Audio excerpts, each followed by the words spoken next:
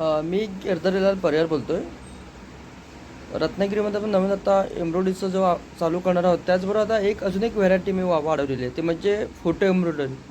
आता photo embroidery कशा पद्धतीची असते ती एक छोटीशी कल्पना मी तुमच्यासमोर एक मांडतो आहे.